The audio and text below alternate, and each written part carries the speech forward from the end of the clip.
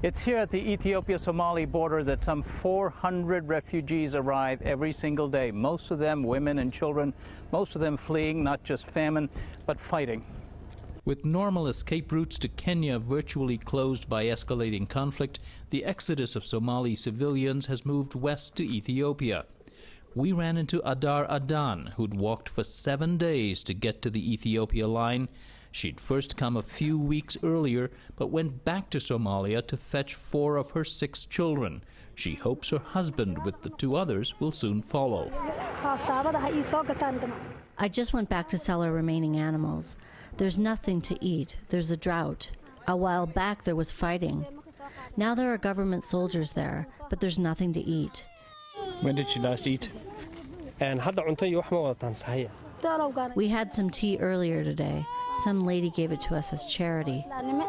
She was heading first toward a reception center about a mile further in, where the Ethiopian authorities register newcomers.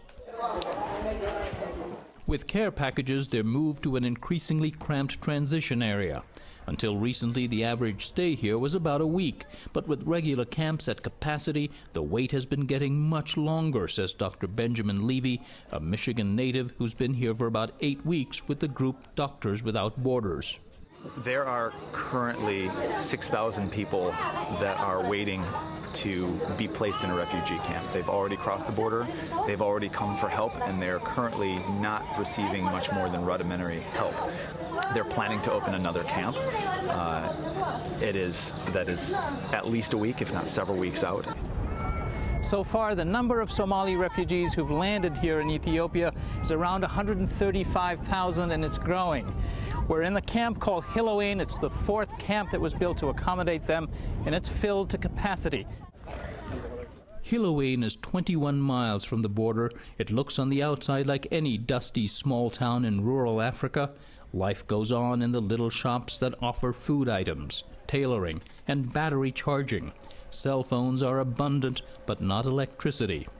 To get a keener sense of what people here have been through, Dr. Levy says, come to the camp's makeshift hospital. Our mortality rate at one point was approaching 10%, which in a census of 60 to 80 children means that we were losing approximately 1 child a day.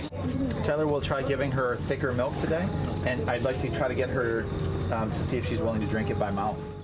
That rate has gone down a bit, but many of Levy's patients struggle to hang on. This child is 3 years old. She weighs 14 pounds.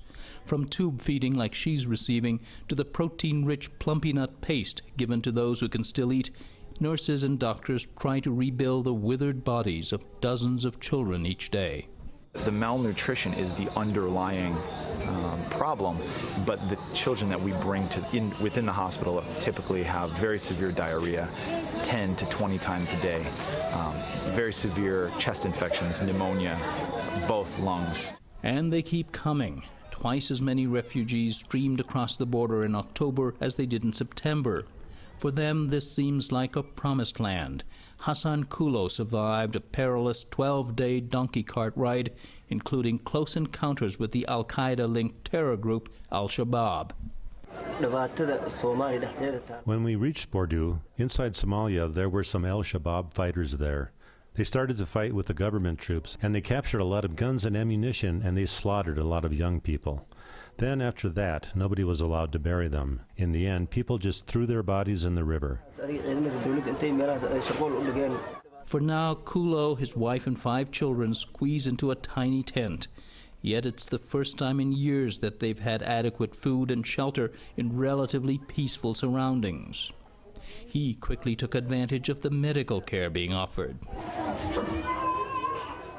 His 4-year-old daughter Saado suffered a respiratory infection and got a prescription for an antibiotic. But Kulo and everyone else here wonder what comes next. A lot of problems forced us to come here, and now we are here. As for the long-term future, me and my children, we don't know anything about education. We don't read or write. We need to be educated. We need to be sent to South Africa or America to get some of these facilities so that we can catch up with the rest of the world. But there's no way we can go back to Somalia. resettlement to third countries could be years away. Canada, Britain, the U.S., and Scandinavian countries have taken in large numbers of Somali refugees in recent decades. For now, the challenge for the UN's World Food Programme is to raise funds to sustain the camps here and in northern Kenya. So far, assistance, including $650 million in cash and kind from the U.S. government, has stocked the warehouses with staples and critical supplements like this high-calorie premixed powder. Girma Mandefro is with an aid group contracted by the UN. This is a 7 days ration for just one person. And it's a fortified food to just boost people's nutrition. Exactly. Is it meant for children? This meant for children, yeah. Children under 5. There's enough supply to last through 2012, and the World Food Programme has begun seeking donations for later in the year. It's a challenging task for a region that's been chronically distressed and in need for years. Program spokesman Jaco Vali. I can understand where the concerns or the donor fatigue comes from. It's challenging to show real needs of the Somali refugees because some of their displacement is induced by drought, and that doesn't show in the news camera lens as appealing than the damage what an earthquake or even floods can show.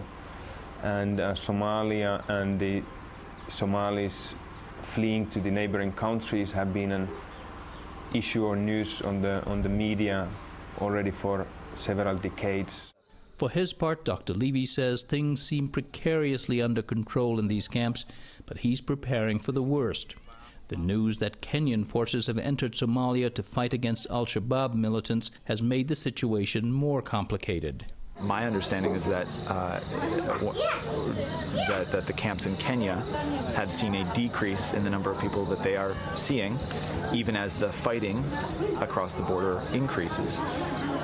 We're wondering, does that mean that the people who need to come or want to come have come, or does that mean that that people are so entrenched and terrified that they are unable to leave at this moment, and as soon as the fighting lets up, there will be a new flood of people coming across the border? The situation is absolutely far from resolved. So for both providers and refugees, planning is done on short horizons, with smaller victories: a smiling child, a relieved mother.